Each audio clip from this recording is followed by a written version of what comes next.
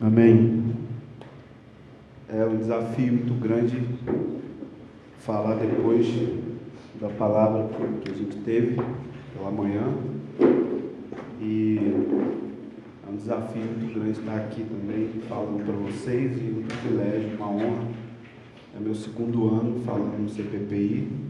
Eu sempre fico bem nervoso, mas depois do segundo minuto acho que eu acostumo. Eu sou de São Gonçalo, como disse o seu Roberto, fica no Rio de Janeiro, e sou casado com Maíra há 7 anos. Eu tenho um filhinho chamado Benjamin, muito divertido, ele tem 2 anos de idade, e nós trabalhamos lá com uma igreja local. Eu sou parte do presbitério de uma igreja local, e paralelo à nossa comunidade, ou na verdade a partir da nossa comunidade, temos trabalhado já há 7 anos com o movimento de oração na cidade e também em outros lugares ao redor do Brasil. Então hoje nós estamos focados em levantar uma sala de oração com o propósito de ter oração regular e contínua. Por enquanto ainda temos só um turno semanal, toda quinta, de 8 às 10 da noite. Já estamos fazendo isso há 2 anos, que para mim já é um grande avanço ter oração durante 2 anos sem falhar. Muitas pessoas da cidade estão se reunindo, e pastores também, para orar junto conosco. Nós temos uma equipe de mais ou menos 25 músicos, cantores, intercessores, e lá nós unimos essas duas coisas que nunca deveriam ser separadas: a adoração e a intercessão, a música e a intercessão. Então nós temos a prática de cantar as Escrituras e orar as Escrituras.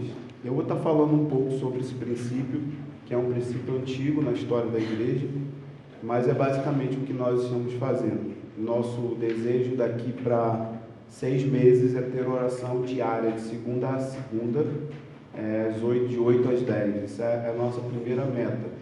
Temos um sonho de poder cobrir 24 horas e orar até a volta de Jesus, mas se nós conseguíssemos pelo menos ter oração diária e oração na parte da manhã, onde as pessoas podem orar, depois ir para o trabalho, já seria um grande avanço. Eu poderia morrer muito feliz. Então nós temos trabalhado com isso lá.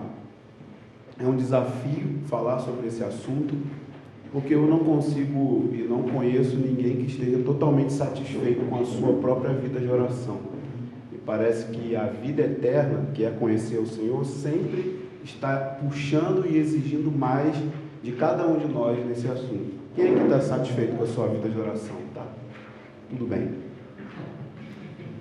Não encontramos. Então é um assunto muito simples, mas muito profundo. E eu queria, antes de entrar na palavra, fazer algumas indicações. São muitas, então eu não vou fazer indicação, eu vou fazer por parte, porque são muitos livros. Eu queria começar pelos livretos.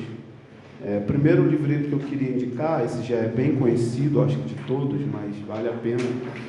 Quem não nunca leu esse livretinho aqui? Ministério ao Senhor. Esse foi talvez o primeiro livreto que me influenciou na visão da oração corporativa, de ministrar ao Senhor, não apenas individualmente, mas como casa de Deus, como uma casa de oração, como sacerdote do Senhor. Então esse livreto eu encorajo que você leia com o seu grupo de oração, estude ele, leia, releia, rabisque e espalhe essa mensagem. É uma mensagem muito poderosa sobre ministrar ao Senhor. Grande parte hoje dos líderes, dos pastores, em tempo integral, uma pesquisa foi feita e eles gastam apenas 10 minutos, 15 minutos diários. Eles não conseguem ter tempo para ministrar ao Senhor. Grande parte desses pastores, 80% deles, estão debaixo de fracasso ministerial pelo peso de tentar pastorear uma congregação sem ministrar ao Senhor, sem ter uma vida de altar e sem ter uma equipe de liderança que também ministra ao Senhor. Então esse livro fala sobre a diferença de ministrar a Deus e ministrar ao povo e qual a importância disso dentro desse tempo do fim. Então uma indicação muito boa. Eu já li a biografia de John Hyde, um apóstolo da oração, esse era um missionário de oração. Essa São duas coisas que também se separaram no decorrer da história, mas elas não são separadas. Todo missionário precisa ser de oração. Todo. E esse era um missionário de oração. Era um homem que ganhava almas batalhando de joelhos. Então, o testemunho dele é tão forte que ele entrou num peso tão grande de intercessão que diz a história, não sei se é fato mesmo, mas a história diz que o coração dele moveu de lugar. E o médico disse que ele tinha que parar de orar, de gemer, de interceder, porque senão ele iria morrer. Então, esse é um cara que morreu de tanto interceder. Então, esse um livreto também. O terceiro livreto, Derek Prince, esse eu vim lendo no avião, já li outras vezes, leio várias vezes, mas é um livreto poderoso, e eu vou falar desse assunto, talvez, na segunda aula, sobre a amizade com Deus, como a amizade precede a intercessão. Os intercessores intercedem porque são amigos de Deus, e nesse livreto ele aborda esse assunto.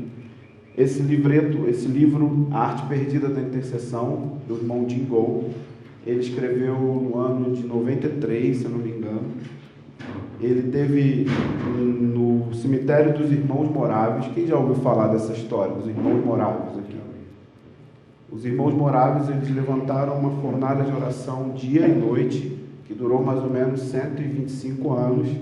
Esse irmão, ele visitou o cemitério dos Moráveis, se eu não me engano é na Alemanha hoje, e nesse cemitério ele recebeu uma palavra de Deus, uma profecia de que o Espírito Santo ia começar a restaurar o mesmo movimento que houve nos Moráveis no século XVII. Então esse livro ele fala de como o Espírito Santo está movimentando as nações inteiras ao redor dessa visão da oração regular, contínua e constante. Então esse é um livro altamente indicado. Eu quero indicar um que eu trouxe dos Estados Unidos. Você talvez consiga ler em espanhol. Eu trouxe em espanhol porque eu sei ler espanhol. Conforme o Coração de Deus. Ele tem em inglês e em espanhol. Você consegue adquirir esse livro. Mudou a minha vida, mudou a história do meu ministério, mudou a minha perspectiva de muitas coisas na igreja. Ele fala sobre a vida de Davi. Algumas coisas que eu vou citar hoje está dentro desse material. Então, se você puder, pode comprar pela internet que eles entregam. Bom, vamos lá. Abra comigo aí em Isaías, no capítulo 56, nosso texto básico.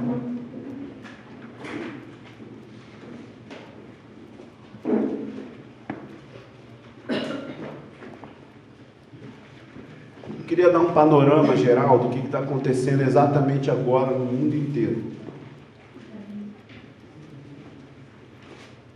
O que está acontecendo agora no mundo inteiro já aconteceu em algumas épocas na história da igreja, mas não do jeito que o Senhor está fazendo nas nações nesse tempo. Deus levantou muitas pessoas na história da igreja que se posicionaram como atalaias, como sentinelas do Senhor, grupos de pessoas. Às vezes começava com uma pessoa e o Espírito Santo ia movimentando cidades inteiras e as pessoas se reuniam ao redor do Senhor em oração. E se nós olharmos a história da igreja, todo grande avivamento, todo grande avanço na igreja sempre precedeu um movimento de oração conciso. Azusa é um exemplo disso. Havia uma torre de oração na mansão do Charles Spurgeon. Eles oravam dia e noite. No dia 31, na virada do ano, uma menina, Agnes, não sei o outro nome dela, ela foi batizada com o Espírito Santo e falou por dias e dias em mandarim. Mas o avivamento de Azusa, ele é muito falado pelos sinais e pelo poder, mas poucas pessoas citam essa parte escondida do avivamento de Azusa, que é a parte onde ele foi gerado em intercessão e em estudo das Escrituras naquela mansão. E se você olhar a história da igreja, tem sempre esse mesmo testemunho. Os Moráveis também é um outro testemunho disso, de um movimento de oração que gerou um movimento missionário moderno, mas esses movimentos de oração eram movimentos isolados, que estavam acontecendo em um país ou outro. O que o Espírito Santo está fazendo agora, nesse exato momento, é muito diferente. Eu estou muito empolgado, entusiasmado, e penso que essa é a melhor época para se viver.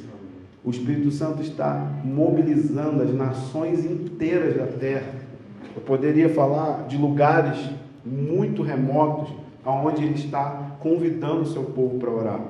No último mês eu estive em Kansas City, na Casa Internacional de Oração, passei alguns dias com a minha esposa lá e mais alguns brasileiros, tinha na verdade 100 brasileiros num treinamento sobre intercessão, e lá nesse ministério eles já estão orando durante 15 anos, dia e noite sem parar, 15 anos e nunca para. Às vezes eu ia tarde da noite no lugar, às vezes eu ia bem cedo e sempre tinha alguém orando naquela sala. Mas o que me chamou mais atenção nessa movimentação de oração naquele lugar é que eles têm uma sala de oração que é a sala de oração das nações. Nessa sala de oração, ela ainda não funciona 24 horas, mas são mais ou menos 16 horas diárias de oração, e cada turno é ministrado em um idioma por uma nação. Então lá nós temos turno em chinês, em coreano, em russo, em português, em espanhol, chinês eu falei já, né? Mas o que me chamou mais atenção de todas as nações que estavam ali orando é que tinha um turno em farsi. Vocês fazem ideia de onde vem esse idioma? Quem faz? Farsi. Irã.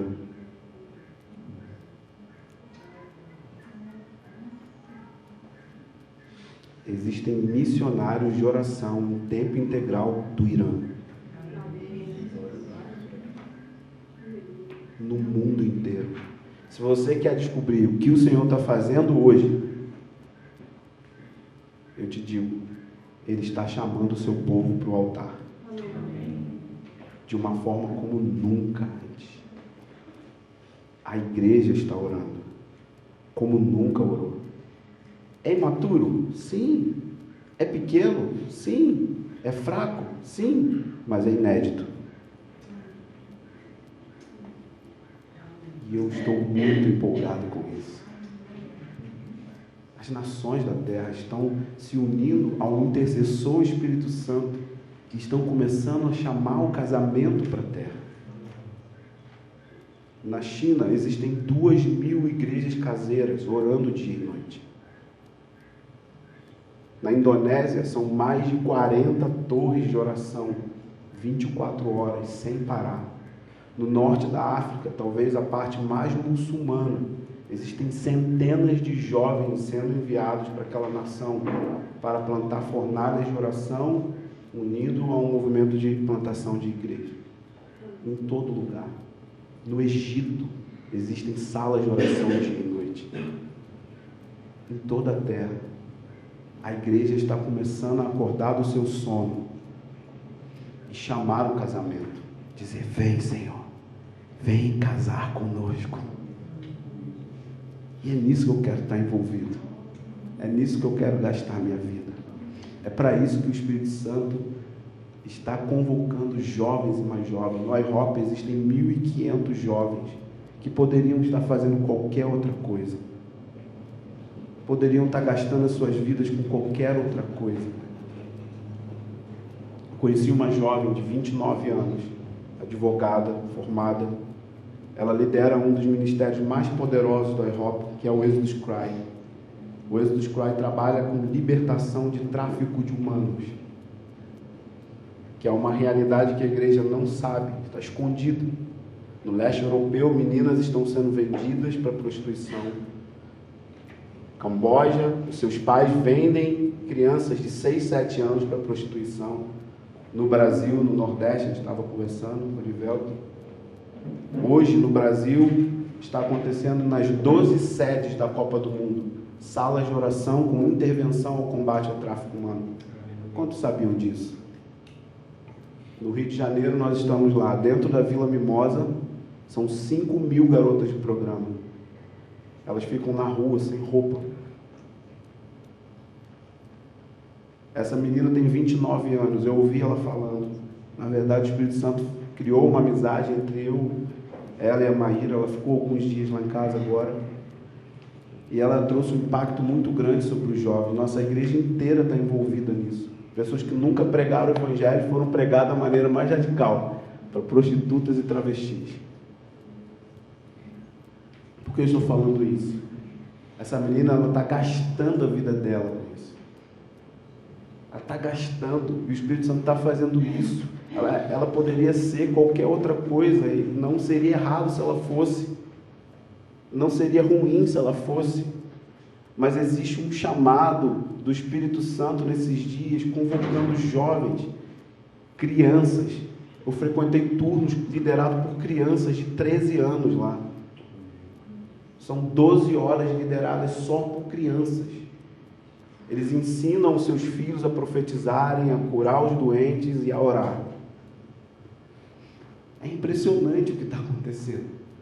E eu queria te encorajar nessa tarde e te dizer, você está vivendo na época mais incrível para se viver. Mas você precisa abrir o seu coração para o convite que o Espírito está fazendo. Ele está orquestrando um movimento para uma volta à principal identidade da igreja. E é isso que esse texto de Isaías fala. Ele diz que ele vai nos levar para um santo monte e ele vai nos alegrar na sua casa de oração. Essa é a identidade principal da igreja. A igreja é uma casa de oração não só porque tem orações ocasionais, mas porque ela é construída, fundamentada e mantida pelo ministério da oração. E quando nós falamos casa de oração, o entendimento que nós temos ainda é pequeno, porque sempre pensamos em movimentos para-eclesiásticos que estão orando. Mas o que eu acredito é que a vontade de Deus é que no tempo do fim, pouco antes da volta de Jesus, a igreja vai entrar em maturidade de oração. Eu creio que aquela igreja que o Christopher falou hoje no deserto é a igreja que ora. Porque se você repara o texto, eles estão no deserto, logo em seguida há uma guerra no céu. O que eles estão fazendo no deserto? Jogando bola? Eles estão orando como nunca, eles estão limpando as regiões celestiais por meio das suas orações e dos seus decretos. A igreja vai entrar em maturidade, ela vai orar como nunca antes. E eu chamo isso de identidade de parceria. Coloquei um gráfico aqui para a gente entender mais ou menos isso. A primeira vinda, existe a era da igreja, que eu acredito que é a era onde o Senhor começou a juntar as suas pedras vivas, juntar o sacerdote. Mas esse entendimento do sacerdócio, como Pedro mesmo falou, houve declínio nesse entendimento em vários momentos da história da igreja, em muitos momentos. E aqui eu coloquei um GT, que significa grande tribulação, e eu acredito que exatamente na era mais escura das nações, onde o pecado vai ganhar proporções incríveis, como nunca antes. A maldade do homem vai se manifestar como nunca antes. A ira e a fúria de Satanás vai se manifestar como nunca antes. Mas exatamente nesse momento, a igreja vai brilhar como nunca brilhou. Ela vai ser revestida do sol. Ela vai ser gloriosa. E ela também vai orar como nunca antes. Eu acredito que nesse tempo, a igreja ela não deveria orar liberando juízo. Ela deveria orar pedindo misericórdia pelas nações da terra. Mas eu creio que no tempo da grande tribulação isso vai mudar. E se você olhar as escrituras, Apocalipse capítulo 5, precede a abertura dos selos. Os selos abrem as trombetas que abrem as taças.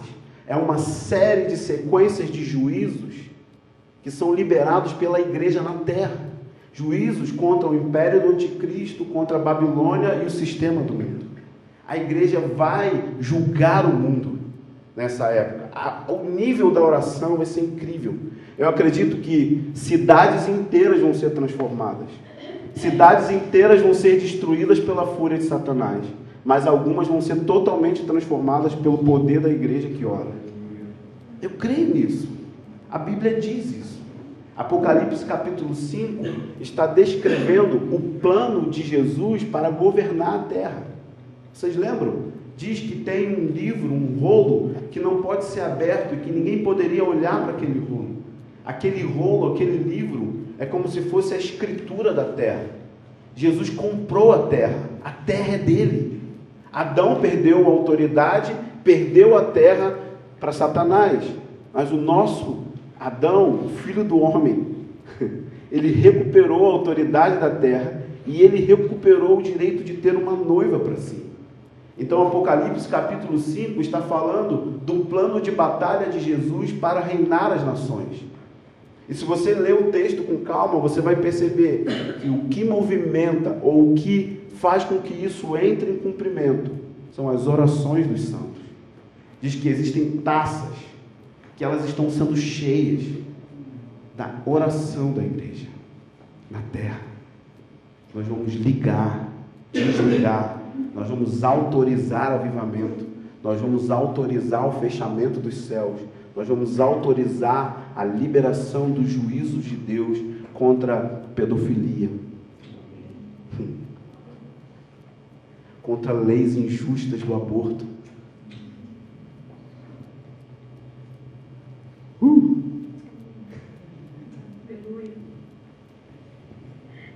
É para essa aventura que o Senhor está nos chamando. E eu creio que no milênio, quando Jesus... Apocalipse 8, do 1 ao 5, também fala sobre isso. Diz que tem um trono sem véu, tem um altar de ouro, o incenso está subindo, são as orações dos santos, os anjos pegam as orações dos santos junto com o altar, com o fogo do altar, e começam a liberar isso sobre a terra.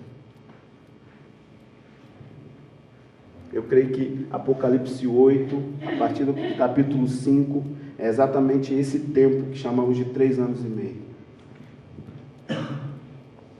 Onde as coisas vão ficar bem feias, mas a igreja vai ser como nunca foi. Ela vai andar em autoridade como a igreja apostólica. Ela vai andar em santidade e caráter moral como a igreja de Atos andou. E ela vai julgar os anjos. Amém? Amém. Você não fica empolgado? É maravilhoso. E esse texto de Isaías 56, eu acredito que ele está falando do milênio. É uma profecia sobre o milênio. Ele está dizendo que em Sião, no monte, de Sião sairá a minha lei. Lembra disso? O Senhor Jesus vai governar as nações da terra a partir de uma capital chamada Sião. Ele vai ter um trono lá. E esse trono é uma casa de oração. Uau!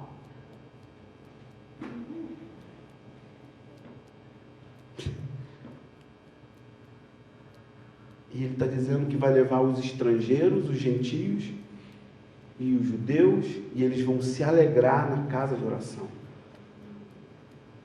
Porque as nações da terra, elas vão estar devastadas por causa da grande tribulação e também por causa da fúria de Satanás.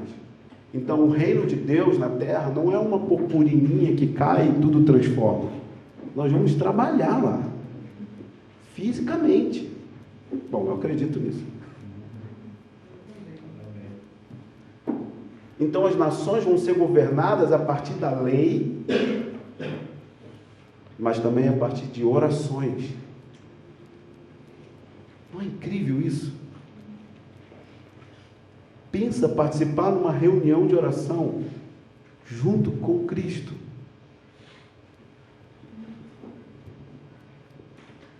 Essa é a sua identidade eterna. Se é isso que vamos fazer no milênio, será que não deveria ser algo que a igreja precisa se empenhar desse lado do reino? É a sua identidade. É uma identidade de parceria. É o que ele sempre quis. Em Mateus capítulo 22, 21, verso 12 ao 13, se você quiser abrir. Eu não vou parar para ler quase nenhum versículo, só vou citando, você pode conferir. Mateus 21, 12 ao 13. Jesus ele cita essa profecia de Isaías dentro do contexto do templo de Herodes, onde ele entra e encontra pessoas vendendo oferendas para o sacrifício. o que está acontecendo aqui? Ele está requerendo o direito da identidade da sua casa. O templo físico era uma figura de algo que viria. Ele disse que iria destruir aquele templo e reconstruir em 3 dias. Ele estava falando do seu corpo.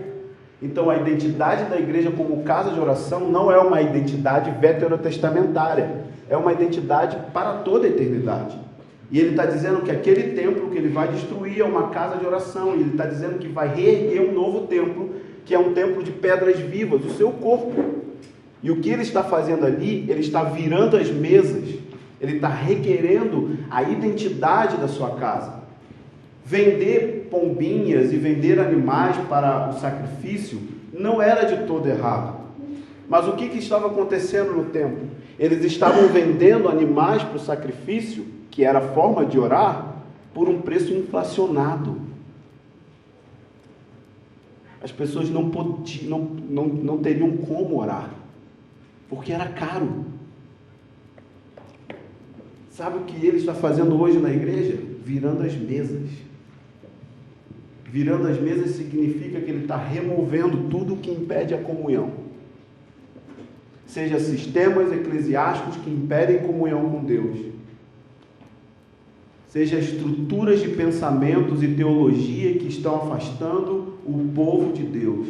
Ele está virando as mesas, ele está removendo tudo aquilo que impede o relacionamento com o Pai. E é por isso que ele foi tomado do zelo. Os discípulos em João 2 dizem que viram o mesmo zelo de Davi. Dizem que o zelo da tua casa te consumiu ou me corroeu. Ele ficou possuído de zelo porque um lugar de encontro, a casa de oração é uma casa de encontro com Deus. A igreja é um lugar terrível, é a porta do céu, é um lugar para encontrarmos a presença de Deus. E os homens estavam colocando obstáculos mais uma vez para que as pessoas se achegassem ao Senhor. E é isso que ele está fazendo, ele está mudando isso em toda a terra. E eu estou exatamente no meio dessa transformação. A minha cabeça está mudando, o meu coração está mudando, o entendimento que eu tenho hoje do tanto que Deus quer encontrar com o seu povo é muito diferente do que 7 anos atrás.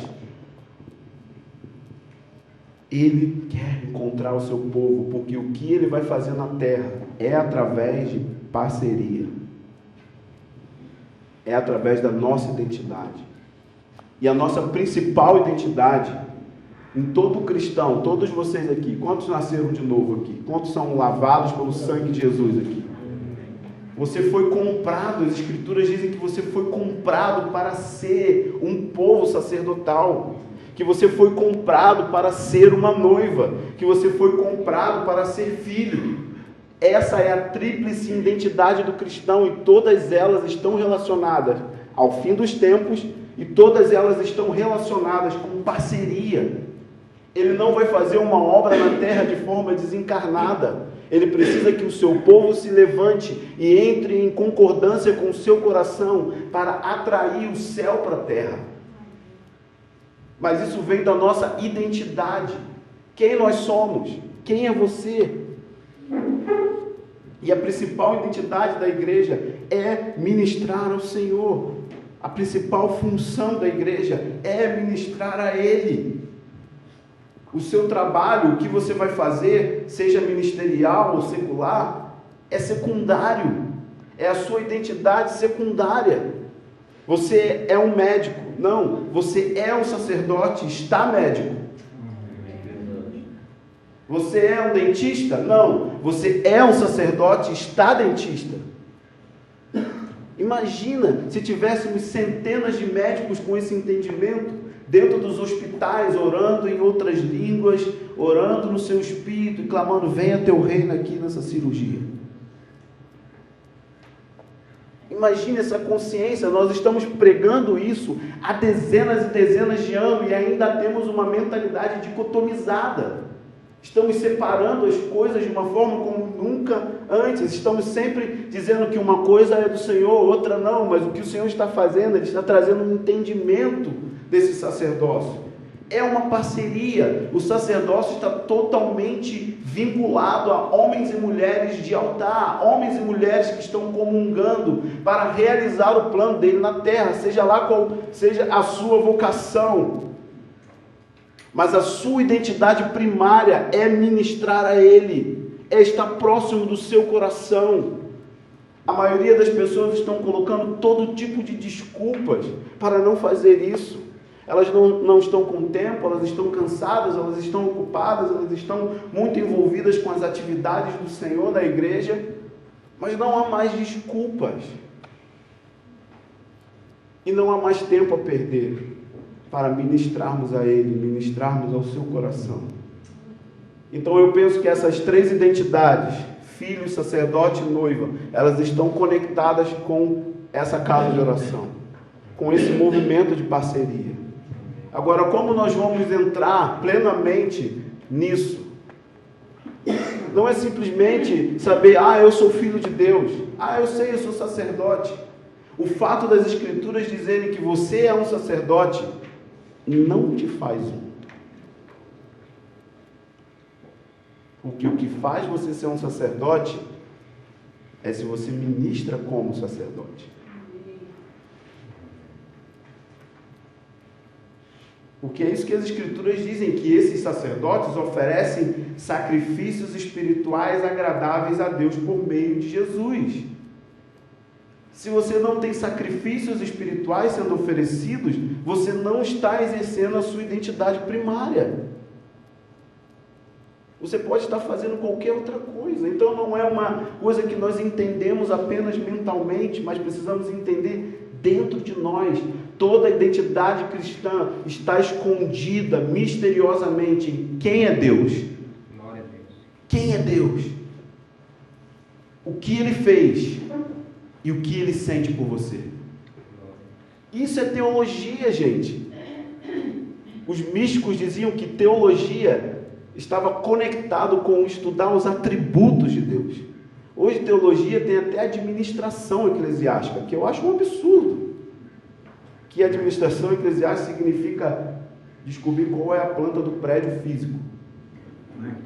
Marketing eclesiástico, isso não é teologia. Os místicos estudavam quem Deus era. Ele é amor. Ele é juízo. Ele também é pai. Como assim? Ele é santo, mas ele come com pecadores? Eles gastavam horas e horas pensando sobre isso. Isso formava a sua identidade e a forma como eles se movimentavam como cristãos. Quem é Deus? Quem é Deus para você? Quem é Deus para mim? Quem é Deus para a igreja dos nossos dias? Parece uma pergunta fácil. Falou quem é Deus e o que Ele é. Quem é Deus, o que Ele fez por você e o que Ele sente por você. Isso define a nossa identidade. Na verdade, define nossa tríplice identidade. Então, a primeira coisa que eu queria propor para a gente pensar é que a falta do conhecimento de Deus, em Oséias, no capítulo 4, verso 1 e no verso 6, primeiro, Deus está contendendo contra as nações. Ele está dizendo que a terra inteira está sendo destruída. E se você ler essa passagem, me parece que você está lendo um jornal nos dias de hoje. Há homicídio, há destruição, há adultério, há violência, e ele diz o porquê disso. Falta o conhecimento de quem Deus é. Oséias capítulo 4. Se eu estiver indo rápido, vocês me ajudam, porque eu fico empolgado e falo muito rápido. Depois eu esqueço, viu? Mas de repente a acusação ou a contenda de Deus muda das nações para os sacerdotes. E ele está dizendo, não há conhecimento de Deus, porque não há sacerdócio. Não há conhecimento de Deus nas nações e elas estão sendo destruídas com injustiça, porque o meu povo abandonou o meu altar. Porque não existe reino sem sacerdote. Reino significa justiça e equidade na terra. Então as nações estavam sendo chacoalhadas pela injustiça, porque o sacerdócio havia se corrompido, então não existia revelação de quem Deus era. Nem aqueles que dedicavam integralmente para ministrar o altar tinham conhecimento de Deus, quanto mais as nações da terra. O conhecimento de quem Deus é revela o conhecimento de quem nós somos e de como nós devemos nos mobilizar e funcionar como cristãos. Então a primeira coisa é: você é filho. Parece que é uma coisa simples, mas Satanás ele é muito estratégico. E as duas figuras que mais estão ferindo as pessoas hoje na terra, na sociedade, na família, são as duas figuras conectadas com a nossa identidade para o tempo do fim. Quem vocês acham que são? Quem são as pessoas que mais, as duas pessoas na sociedade que está mais ferindo? Pai e marido. Isso é uma estratégia de Satanás para gerar uma distorção de quem Deus é. Os pais são muito duros e violentos ou são extremamente liberais. Nenhuma das duas posturas comunicam o caráter paterno de Deus. Deus não é libertino e Deus não é legalista. Ele é um pai de amor. Ele não é um marido grosso, mas também não é banana. Percebe? E as gerações vão nascendo debaixo desse conceito do que é ser pai, do que é ser marido. Quando elas encontram nas Escrituras que Deus é pai, que Deus é um Deus noivo, qual é o parâmetro? Qual é o parâmetro que essa geração de adolescentes e jovens e até mesmo adultos tem de quem é Deus, pela perspectiva de quem é o seu pai ou de quem foi o marido? Por isso há essa sensação de orfandade.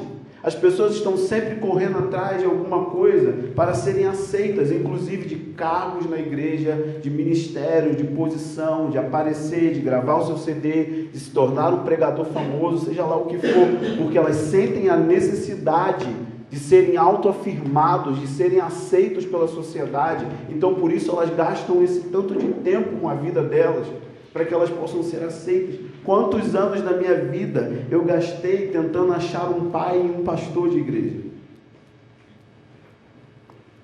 Talvez eu esteja sozinho nisso aqui. Quantos anos?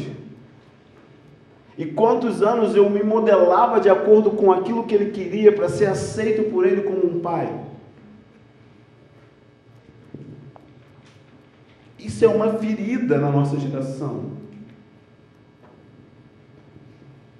É uma ferida aberta, não é um assunto resolvido, não.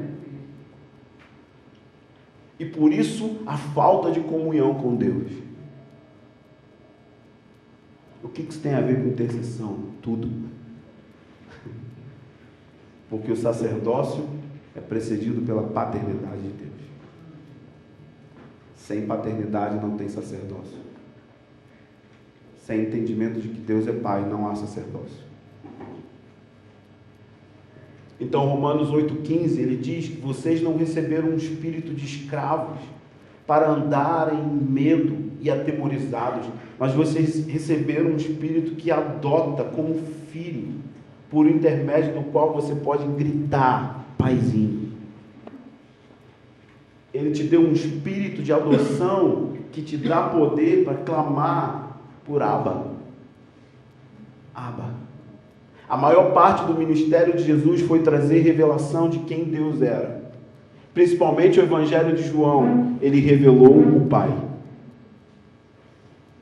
Todos os sinais, cada cura, cada intervenção miraculosa de Jesus tinha um propósito: mostrar o Pai.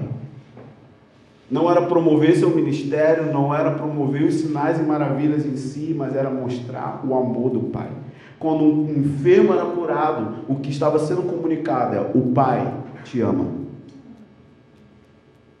Quando os pobres eram alimentados, uma coisa estava sendo comunicada: Abba, Pai. Quando uma viúva era acolhida, o que estava sendo comunicado é: Abba se importa com você. As Escrituras dizem que Jesus é a expressão exata de quem Deus é. Ele é a exegese de Deus. Jesus explicou Deus. Ele deixou sua cultura de santidade, encarnou numa cultura de impiedade, comeu com pecadores e comunicou em perfeição quem era aquele Deus do Velho Testamento que fumegava no monte. Esse Deus terrível, esse Deus de santidade, ira e zelo, ele é Abba. Me constrange isso, porque o termo Abba é um termo que é tirado do aramaico. Jesus fez questão de não usar a linguagem litúrgica em hebraico e usa um termo em aramaico que na verdade era um babúcio de uma criança desmamada. Isso era usado na cultura. As crianças, quando deixavam de mamar, a primeira coisa que elas babuciavam era: papai. Por isso os fariseus ficam possessos de raiva quando ele começa a dizer que ele é o Filho de Deus e de que ele veio revelar o Pai. Porque ele está dizendo que agora a forma de se relacionar com Deus é através de um babúcio de uma criança. É uma intimidade próxima. Abba, pai, paizinho. Uma intimidade de filhos que não deixa de insistir em clamar pelo seu pai. Eu fico pensando do meu filho Benjamin, quantas vezes ele fala papai no dia, e quantas vezes ele fala papai quando ele quer alguma coisa. Ele não está nem aí se eu vou ser incomodado ou não com o clamor dele. Ele tem confiança no caráter paterno do Michel, e ele sabe que eu sou o único que pode dar a ele qualquer coisa, então ele fica insistindo. Nem todas as coisas eu posso dar a ele, mas algumas sim. Mas a confiança dele no pai, ele diz: papai é, papai é, papai é. É isso que Jesus está introduzindo na vida. É isso que ele está introduzindo no nosso relacionamento. Ele está dizendo: aquele Deus terrível, ele é Abba também. Ele é terrível, ele é santo, ele é fogo, mas ele é Abba. Isso escandalizou a religião da época, porque a religião dos fariseus estava conectada com desempenho.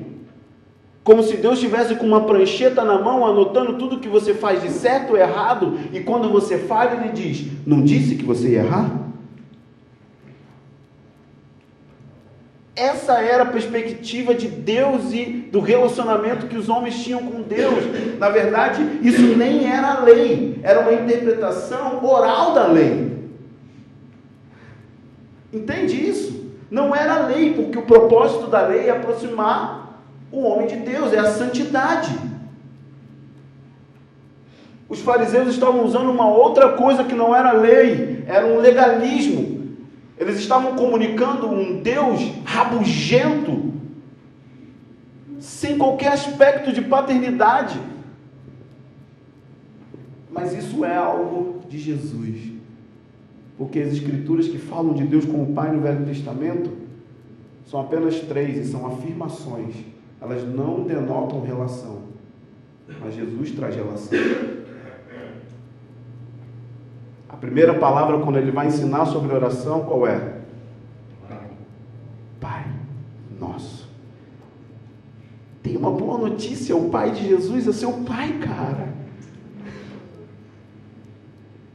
Meu Deus, o Pai de Jesus é o meu Pai. Gente, a maioria de nós vive como se ele tivesse com essa prancheta na mão. A maioria de nós acha que Deus olha para a terra e fala: olha lá, que hipócrita.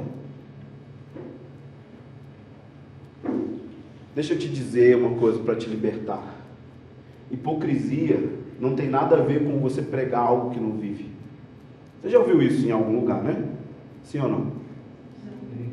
Hipocrisia tem a ver com pregar algo e não desejar viver.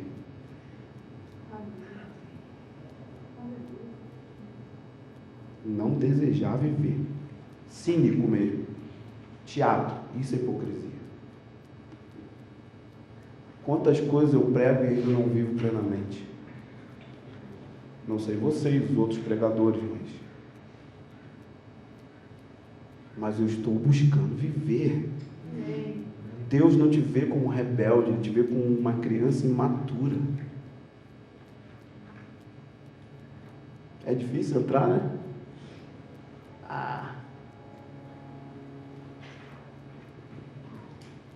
Nós pensamos que Deus vai quebrar as nossas pernas porque nós não sabemos andar. Não, Ele vai te levantar de novo. Claro que precisa de ser sincero. Claro que precisa de andar na luz. Óbvio. Eu não estou abrindo precedente para graça barata. Eu estou comunicando como Deus pensa, quem Ele é Abba, o que Ele sente prazer em você. Jesus conta 3 parábolas. É exatamente para os fariseus. Lucas 15, você conhece isso. Ele parece que provocava eles, né? Os fariseus estão ali e ele vai contar uma parábola em Lucas 15. São 3 parábolas que comunicam como Deus age. Romanos 8 está dizendo que ele não deu um espírito de medo. Essa sensação de que Deus está buscando desempenho gera em nós medo. Porque quantas pessoas aqui já prometeram, por exemplo, orar diariamente e jejuar e falharam? Oi. E quantas pessoas abandonaram durante muito tempo o lugar da oração por causa da condenação? Oi. Mas a condenação não é de Deus, é da tua mente, pela falta de perspectiva correta de quem Ele é. Lucas 15 revela isso de uma forma muito poderosa. Deus encontrando o pecador em seu pecado e celebrando a vida dele. Isso é escandaloso.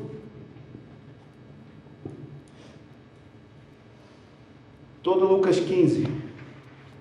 Qual de vós possuindo 100 ovelhas? Verso 4. Perdendo uma delas, deixa as 99 no campo, não vai atrás da que se perdeu, até encontrá-la. Até quando Deus vai te buscar? Até quando Deus te busca, irmão? Não, eu não estou convencido de que vocês estão crendo nisso. Deve ser o sono. Até quando Deus te busca? Até encontrar. Até te encontrar. O que essa ovelha estava fazendo? Jejuando e orando?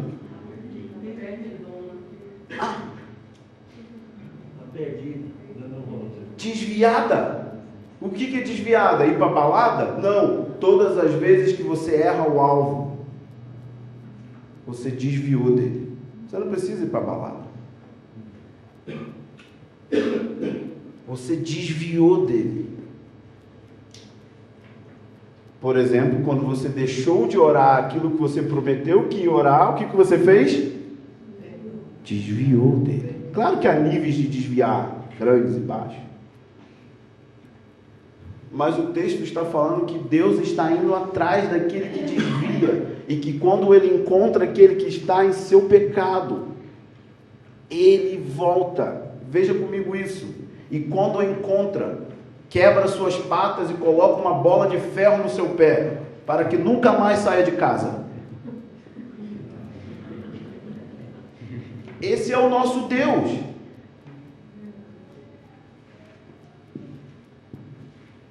É muito fácil crer que Deus me ama no céu.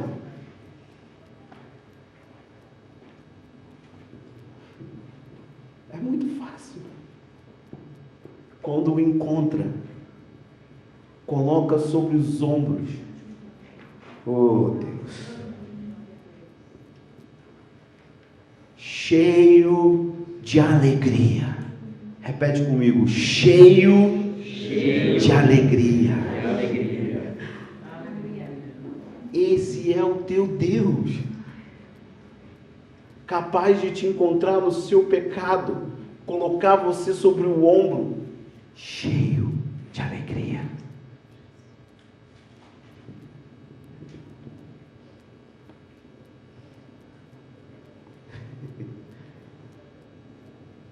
Isso mudou a minha vida. Eu já preguei isso centenas de vezes. Mas um dia, na sala de oração em Kansas City, 7 da manhã, eu estava sentado com a minha Bíblia aberta. Eu ouvi a voz de Deus audível, dizendo: ei, para para de tentar me agradar com a sua disciplina. Eu já estou feliz.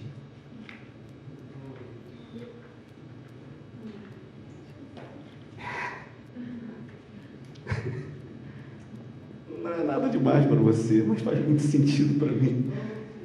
Ele falou, para.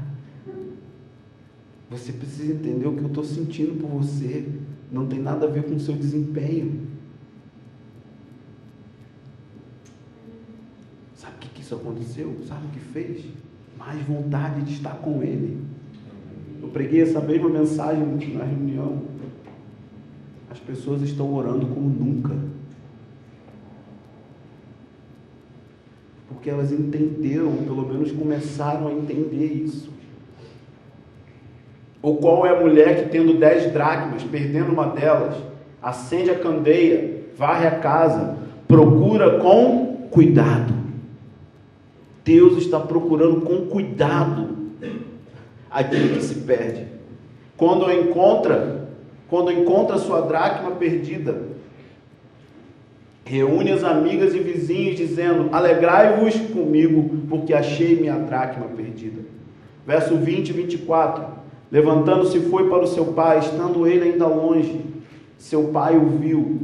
Tem um livro fantástico do Henry Nouwen, Filho Pródigo, que ele fala que o filho pródigo volta para casa não porque se arrependeu, volta porque estava com fome.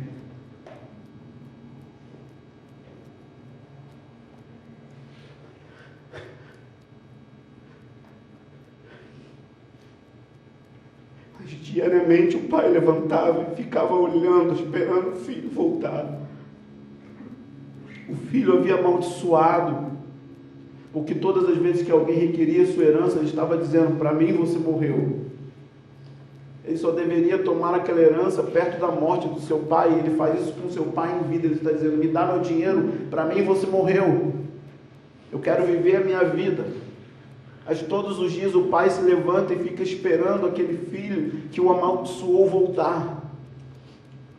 Todos os dias, todas as vezes que você peca e desvia, ele está se levantando para sorrir para você. Deus sorri para você. Não quando você está certinho, não quando você está em pura santidade. Deus sorri todos os dias. A maioria das pessoas vai se escandalizar quando chegar no trono, porque vai encontrar um homem judeu de 33 anos, sorrindo. A minha Bíblia diz que ele foi ungido com óleo de alegria mais do que os seus companheiros. A minha Bíblia diz que na presença de Deus há plenitude de alegria e à sua destra delícias para sempre. A minha Bíblia diz que a ira dele dura um pouco e a sua alegria para todo sempre. Tem ira, tem juízo para remover tudo o que impede o amor. Sabe, todas as vezes que você passa aperto financeiro, não constrói sistemas para querer se proteger. É Deus. Para de amarrar a Deus.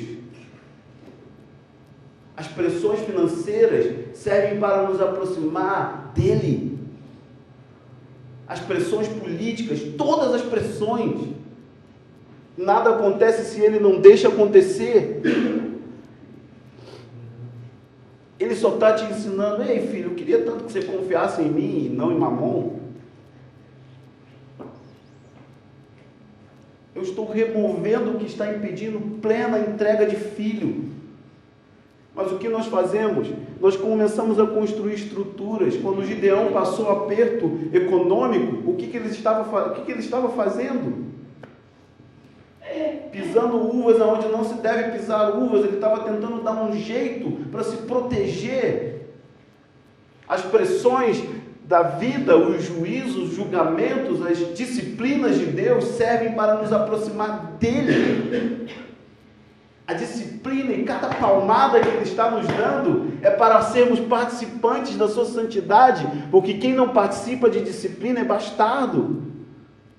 Ele é um pai que disciplina, porque Ele te ama muito, Ele tem um amor compenetrado e furioso pela sua vida.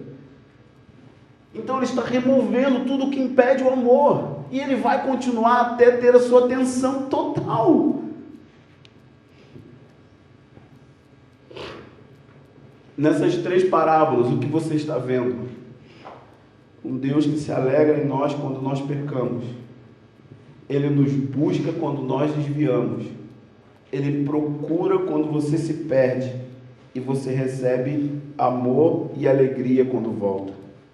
Diz que existe alegria diante da face dos anjos quando um pecador se arrepende. Quem está diante da face dos anjos? Deus. Deus. O que os anjos estão vendo? Um Deus que sorri. Porque ele achou alguém que estava pecando. E esse não está mais. O que nós pensamos? Quando nós desviamos, que ele vai nos castigar. E que ele vai lançar na nossa face tudo aquilo que nós fizemos de errado. Porque os nossos pais fizeram isso com a gente. Quem já ouviu isso? Eu não te disse? Eu não te disse? Esse não é o seu Deus. Ele vai te colocar no ombro. E ele vai se alegrar em você. Amém? Amém. Vocês não estão felizes.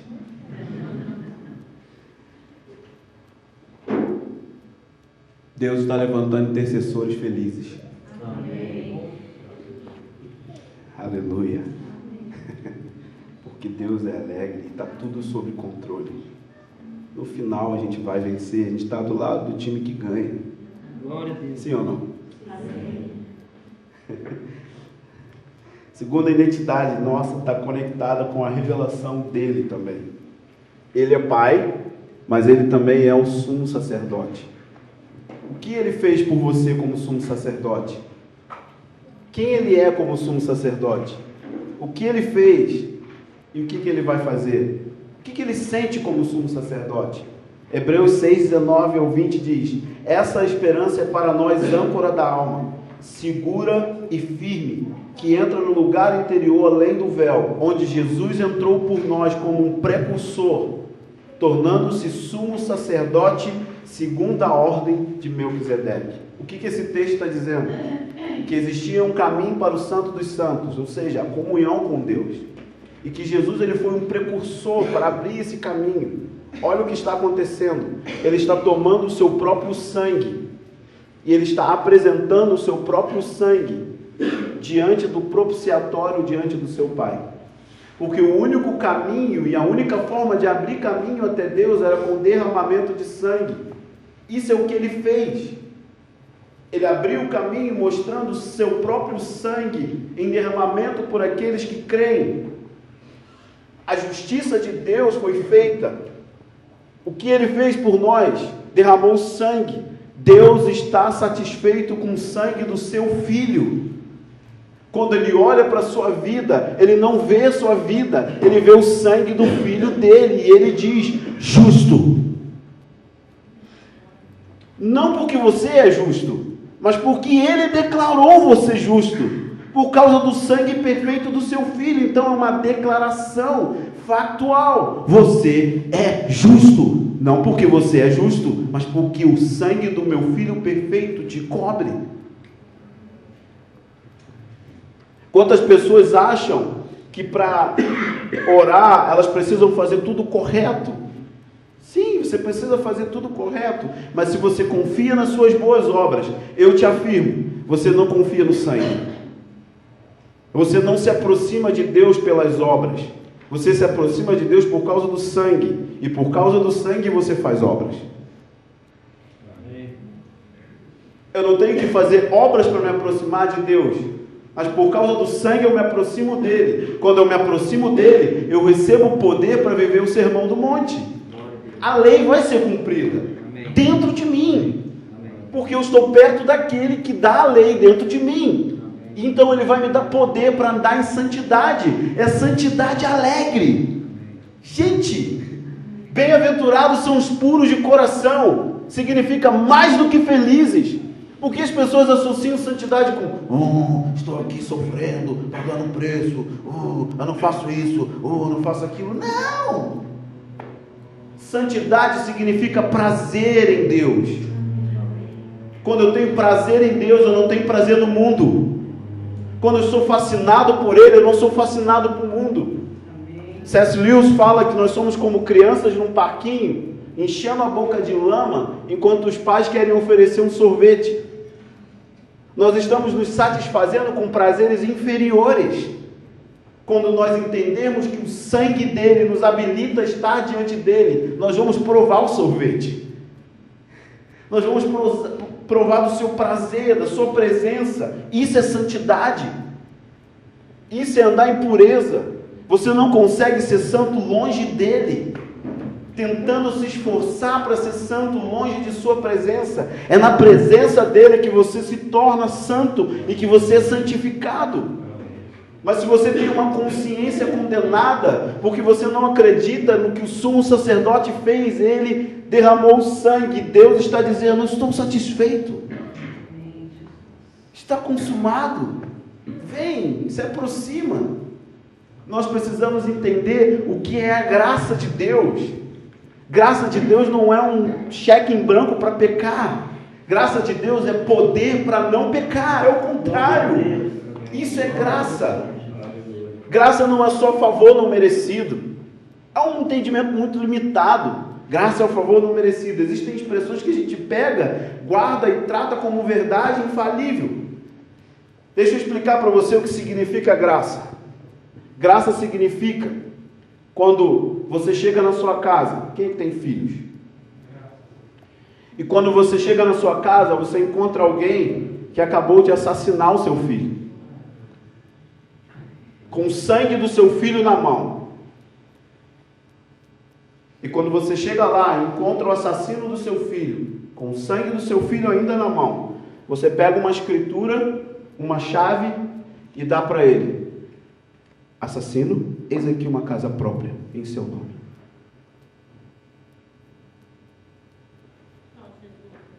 Graça é receber o melhor presente quando merecia o pior castigo.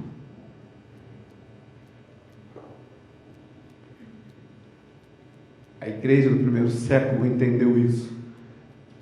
Por isso eles queriam correr o mundo inteiro anunciando a cruz. Ninguém precisava exortar para evangelizar. É escandalosa a graça. Eles queriam contar isso para qualquer pessoa que encontrasse. Isso fazia com que eles se aproximassem mais dele. Graça é quando você chega no banco e o gerente te encontra na porta e diz: oi, Thay, tudo bom? Rapaz, você tá no vermelho aqui, está no cheque especial, mas vamos fazer o seguinte, Thay, eu vou perdoar a sua dívida aqui. Thay já ia pular de alegria, né? Mas assim, Thay, além de perdoar a sua dívida no banco, estou depositando hoje mesmo $1 milhão na sua conta, tudo bem? Isso é graça, que o Romanos 4 chama de justiça imputada. Você estava com dívida, a dívida já foi perdoada, já seria incrível, mas além de ter a dívida perdoada, Romanos 4 diz que ele deposita justiça em nós, a vida do próprio Cristo, a vida do próprio Deus é depositada dentro de nós. Isso é o que o sumo sacerdote fez. Proporcionou um caminho por meio da justificação, para que você nunca mais saia de perto dele e ande em santificação. Como nós vamos ser sacerdotes e ministrar no altar, se não temos entendimento da obra do sangue? Na verdade, vamos viver afastados do altar, longe de Deus. Vai ficar melhor. Como sumo sacerdote, o Pedro falou, adiantou bastante o meu assunto. Mas eu só quero dizer que o sacerdócio de Melquisedeque não tem a ver com regras e leis, tem a ver com pão e vinho. É uma outra aliança. Tem a ver com comunhão. Não tem a ver com se esforçar para cumprir princípios. Tem a ver com relacionar com aquele que é maior do que o princípio. Ele é a palavra. Ele é a vida. Ele é a santidade. Está tudo nele. Isso ele fez como sacerdote. Agora eu queria que você viesse comigo rapidamente no Salmo 110. Eu vou até as 6, né? Até as 6. Certamente não vou conseguir terminar. Mas eu quero deixar esse último pensamento. Esse salmo é um dos salmos mais misteriosos para mim até alguns meses atrás. E ele é muito poderoso. Disse o Senhor ao meu Senhor. Como assim? Disse o Senhor ao meu Senhor. Disse o Senhor ao meu Senhor. Assenta-te à minha direita, até que eu coloque os teus inimigos debaixo dos seus pés. Vem comigo. Vamos viajar aqui. O que está acontecendo? Davi está tendo uma revelação muito profunda. Eu acho que algumas coisas que ele escrevia era uma espécie de êxtase profético, de visões abertas. Eu acho que ele está tendo uma visão do trono. Eu tenho certeza que ele está vendo o trono. E no trono ele está vendo duas pessoas. Disse Yahweh a Adonai. No português, disse Jeová a Adonai. Assenta-te à minha direita, até que os seus inimigos sejam colocados debaixo dos seus pés. Pensa comigo. Uma vez o profeta disse para Davi: Davi, você vai ter um filho, e esse filho vai ter um reino, e esse reino vai ser eterno. Disse Yahweh a Adonai: assenta-te à minha direita. Como assim, Senhor? Adonai é o meu filho?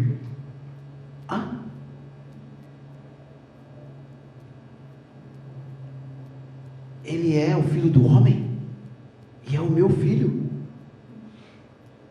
Ele vai reinar para sempre?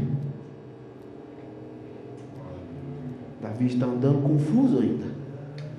Oh, Deus!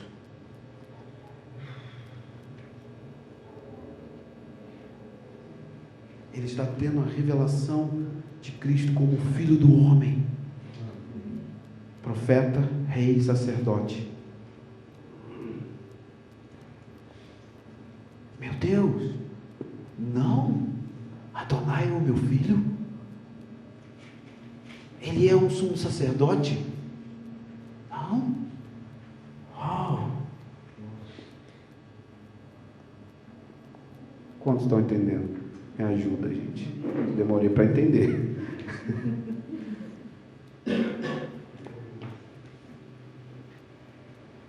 Davi está entendendo que o filho do homem é Adonai e que Adonai é um sumo sacerdote.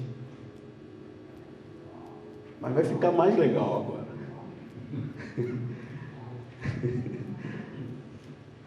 O que está acontecendo? Ele está mostrando que o sacerdócio de Cristo, segundo Melquisedeque, é feito. Não vai me filmar. O sacerdócio de Cristo é assim: sentado.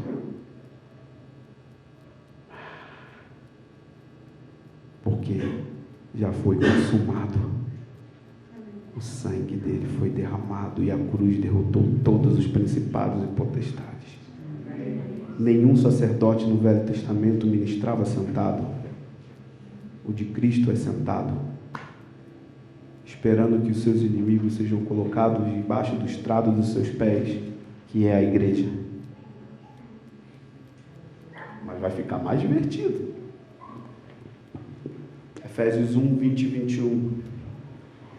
Que atuou em Cristo, ressuscitando dentre os mortos, fazendo-se sentar à direita nos céus, acima de todo principado, domínio e todo nome que possa ser pronunciado, não só nessa era, mas na vindoura. Também sujeitou todas as coisas debaixo dos seus pés, para que ele seja cabeça sobre todas as coisas, e o deu à igreja. Qual que é o capítulo? Efésios 1. O que Paulo está fazendo? Ele está orando pela igreja, para que a igreja tenha uma revelação profética. Ele está dizendo: eu oro para que os olhos do coração da igreja de Éfeso sejam abertos, para que eles vejam a posição de Cristo à destra do seu Pai, para que eles tenham uma visão do trono e daquele que está reinando, Adonai, para que eles vejam o sumo sacerdote que está sentado à destra de seu Deus, e que ele está acima de todo tipo de influência maligna que você possa nomear. Esse sumo sacerdote entrou no Santo dos Santos, derramou o seu sangue, cumpriu toda a sua obra, eliminou o poder de principados e potestades, e agora está descansando, esperando que a igreja na terra seja os seus pés através do sacerdócio. Como os inimigos de Deus serão esmagados? Quando a igreja se posicionar como um sacerdote. Porque os sacerdotes na terra, na verdade, não estão na terra. Porque Efésios capítulo 2, verso 6, diz que não só Cristo está à destra de Deus, mas ele diz que ele também nos ressuscitou e nos assentou com Cristo nas regiões celestiais. Sabe de que lugar você está orando? Não é da terra, você ora do céu para a terra. O sacerdócio de Melquisedeque tem a ver com as regiões celestiais, tem a ver com sentar com Ele, você está governando com Ele, essa é a sua posição, essa é a sua identidade como sacerdote. Ele ressuscitou você com Cristo, e você está lá no colo dEle, reinando com Ele. A sua vida está acima de todo o principado, toda a potestade, toda a influência. Pensa no seu bairro, pensa na escola, pensa na faculdade, todas as influências malignas que estão atuando naquele lugar. As Escrituras dizem que Cristo te ressuscitou e te colocou acima disso. De lá, nós puxamos o céu para a terra. Venha teu reino. Não existe reino sem sacerdotes. Essa é a sua posição, meu irmão. Essa é a sua identidade. O que você tem que fazer? Você precisa gastar tempo com as Escrituras sobre esse assunto. Medita nisso, lê isso, decora isso, leva tempo, mas você precisa ter contato com as Escrituras objetiva e pensar nesses assuntos, até que chega uma hora que isso vai metabolizar e se torna vida, e a maneira que você intercede muda. Você começa a orar a partir dessa perspectiva de que você também está sentado com Ele, acima de influências na política, na sociedade, seja lá o que for. É um chamado de parceria, para você se unir ao coração dEle e trazer essa realidade para cidades, nações, escolas, seja lá onde você estiver.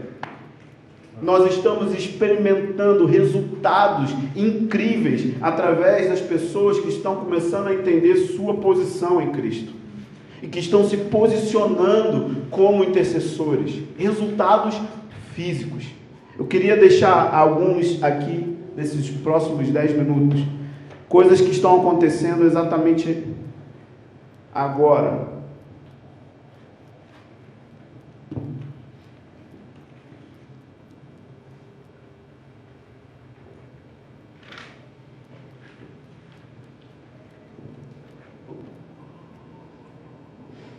Há 2 meses, nós nos posicionamos a contender contra o tráfico de humanos. 2 ou 3 meses, nós estamos orando firme contra isso. Contra a exploração sexual infantil, contra o tráfico de prostitutas, todo esse tipo de injustiça que está acontecendo na terra.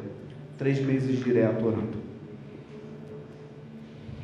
No dia 6, no dia 1º de junho, 80 apartamentos foram interditados em Niterói como casas de prostituição no edifício em plena Amaral Peixoto, centro da cidade. Isso depois que começamos a orar. A fonte, tem fonte aqui, se você quiser, de jornais que estão dizendo isso. No dia 3 de junho, suspeitos de exploração sexual na Vila Mimosa, dentro desse lugar onde tem a sala de oração. Suspeitos de exploração sexual na Vila Mimosa são presos no Rio. No local foram acolhidos 2 meninas de menor, de 17 anos, que estavam se prostituindo. Uma delas era analfabeta. De acordo com o delegado, elas disseram aos policiais que trabalhavam no local para subsistência. Dia 5 de junho, o Ministério Público fecha 8 prostíbulos e prende 10 casas, 10 pessoas no Ceará, Fortaleza. E, inclusive, a ex-coordenadora de Secretaria de Justiça, que beneficiava os cafetões da região. Ela também foi presa. Orar funciona. Amém. Qual que é essa última informação? 8 prostíbulos no Ceará foram fechados, inclusive a ex-secretária de Justiça. Depois eu posso mandar para vocês tudo, tá? Por causa do tempo. Dia 12 de junho, polícia fecha bar e hotel por prostituição infantil e uma adolescente de 13 anos foi encontrada no local. 18 de junho, 17 pessoas detidas, 11 mulheres e 5 clientes em Maricá, uma cidade próxima de São Gonçalo. Fecharam uma casa de prostituição chamada como Casa das Primas. Orar funciona. Essa é a sua posição. Posição de parceria, de trazer o céu para a terra. O tráfico de humanos, as leis do aborto e todas as outras coisas que estão acontecendo nessa nação podem ser impedidas. Cidades inteiras podem ser salvas, familiares podem ser salvos, mas você precisa saber quem é Deus e quem é você. Amém? Amém. Michel, no restaurante de Santana, passou uma briga fazendo prostituição de crianças, também foi fechado 2 dias antes da Copa, comprando 2 crianças no hotel do tempo que recebia por essas crianças para a prostituição internacional. O que vai nos fazer permanecer nesse lugar de intercessão é a revelação dos sentimentos de Deus e de quem Deus é. Deus mudou a minha vida através disso. A Bíblia diz que Deus vai levantar pastores segundo o coração dele. Essa expressão segundo o coração é mal traduzida em português. Certo seria segundo as emoções de Deus, segundo os sentimentos de Deus. Deus vai levantar líderes que sentem o que Deus sente. É isso que ele está dizendo. Líderes que sentem o que Deus sente. Para a gente terminar, como isso afetou a minha vida? Eu pastoreava as pessoas segundo o que eu sentia por elas. Raiva. Eu sei, talvez você é bem santo e nunca sentiu raiva de uma ovelha. Eu ficava desapontado com o desempenho delas, porque elas chegavam atrasadas, porque elas sentavam no fundo igual Eleazar. Eu ficava irritado com a falta de compromisso. E eu criava um sentimento pessoal contra a pessoa. Você já sentiu isso, gente? Me ajuda, por favor. Não me deixe sozinho aqui. O Senhor falou para mim, celebre as pessoas. Gente, eu autorizei eles. Pode ficar em casa vendo novela. Eles nunca ficaram. Começou todo mundo a vir orar. Eu tirei o peso. Comecei a ensinar a Bíblia, cara. Tudo isso, sobre o amor de Deus, sobre como Deus sente de nós. Eu parei de cuidar delas segundo o que eu sinto. Eu não estou tentando consertar ninguém, graças a Deus. O discipulado que eu herdei tenta consertar as pessoas, mas elas não são consertáveis, elas são transformadas por Deus. Eu estou colocando elas diante de Deus e saindo da frente. Se nós fizermos isso como liderança, nós vamos evitar muitos anos de aconselhamento. Se as pessoas encontrarem as Escrituras, se elas gastarem tempo com o Senhor, se elas entenderem quem elas são, nós não vamos mais aconselhar, nós só vamos confirmar aquilo que Deus já está falando com elas. Essa é a nova aliança. Ninguém ensina mais ao próximo, conhece o Senhor. Glória a Deus. É leve. Eu estou tão leve, gente, vocês não têm noção. Eu só falava do problema das pessoas o dia inteiro. Agora eu quero celebrar elas, ensinar o que Deus sente por elas. O movimento de oração contínuo não é sustentável sem isso. As pessoas não vão orar porque você está obrigando elas a orarem. E eu não fico mais chateado quando elas faltam à reunião. Que legal. Eu continuo amando essas pessoas do mesmo jeito. E continuo sendo amigo delas. Isso está constrangendo as pessoas. Deus vai levantar uma geração inteira de líderes que conhecem o que Deus sente. Amém. Pelo mundo, pela dor, pelo fraco. Porque a maioria dessas pessoas que eu tratava mal estavam com muitos problemas. E elas nunca iriam conseguir ter uma vida de oração. Então eu estou colocando o meu coração nas misérias dela.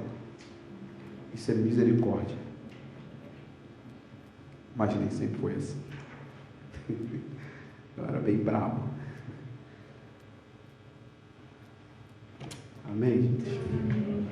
Eu sinto que Deus está aqui. E Ele está convidando o nosso coração para conhecer o coração dele. Senhor, eu te peço pelos irmãos, pelas nossas vidas.